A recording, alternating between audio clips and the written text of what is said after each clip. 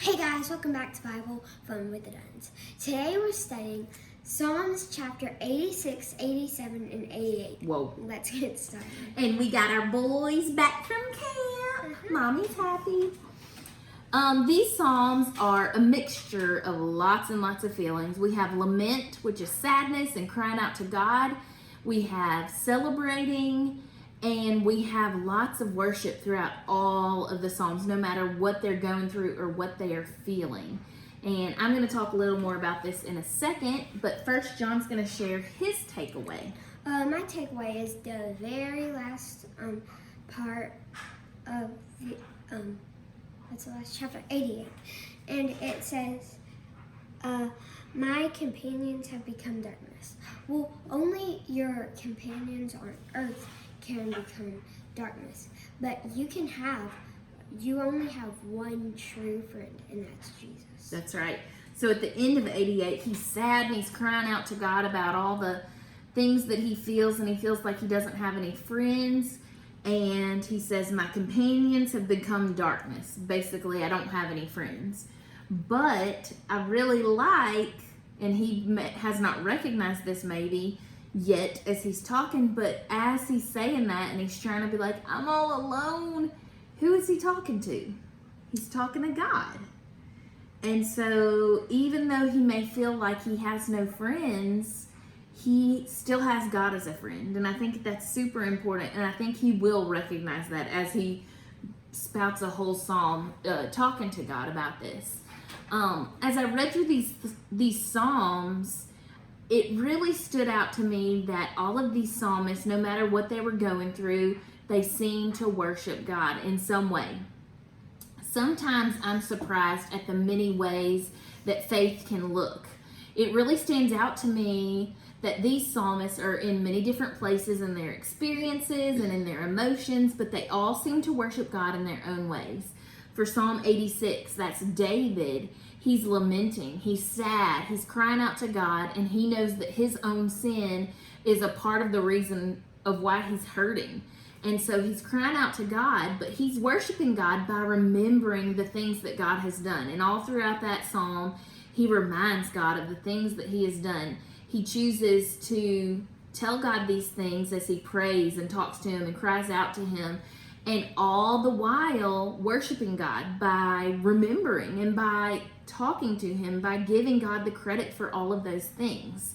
And so from his example, I really like that he shows us that sometimes when we struggle for things to pray about, we can pray God's own words. Like, what could be more powerful in prayer than God's own words and promises to us?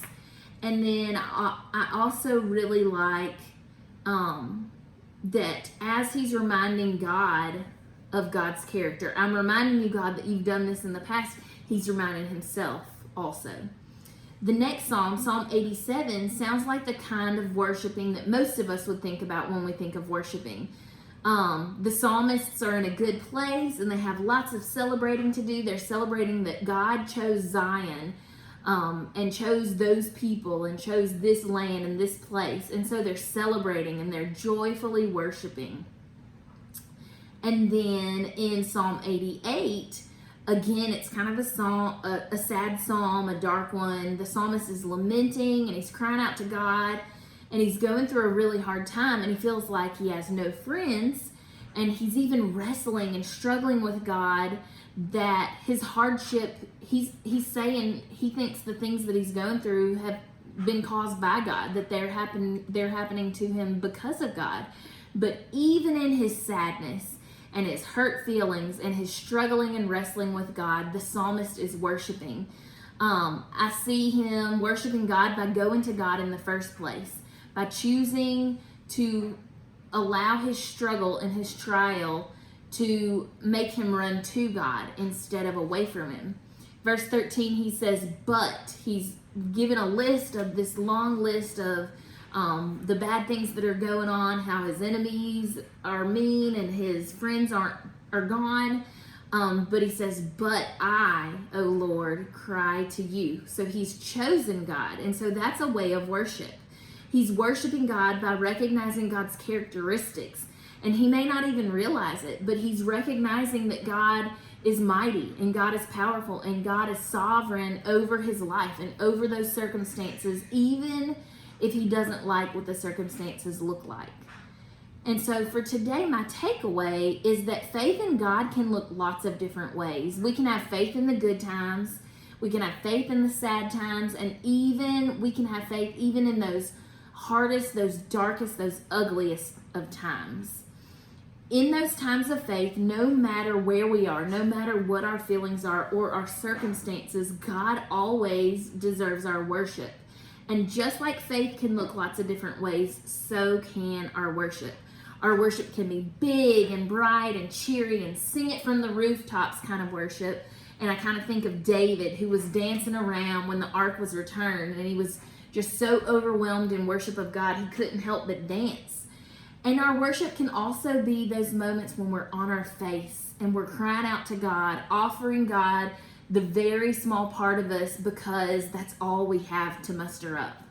And in those times, I think of Job choosing God in the midst of losing his family and basically all of his life that he knew, and telling God, God, you give things and you are the one who takes things away. Blessed be your name, God. And so I am so thankful for all these examples all throughout the Bible, in these 3 chapters and all throughout Scripture, that God gives us of real people living out their faith in real life through real life circumstances. And I just love these reminders that it's not about what it looks like. It's not about a performance, but it's about the state of our heart. So for today's challenge, with your family, talk about the many ways you can worship God throughout all seasons of your life. Maybe talk about things you've been through, happy things, sad things, just regular things, or even really difficult times. Talk about ways that maybe you can figure out how to worship God through all times and through all circumstances. And then let's put that into practice. No matter where you are, whether you're in a really good place or a really sad place or a really, really difficult place, let's spend time worshiping God today, and let's bring him whatever we have and offer it to him in worship. We love you guys, and we will see you tomorrow. Bye.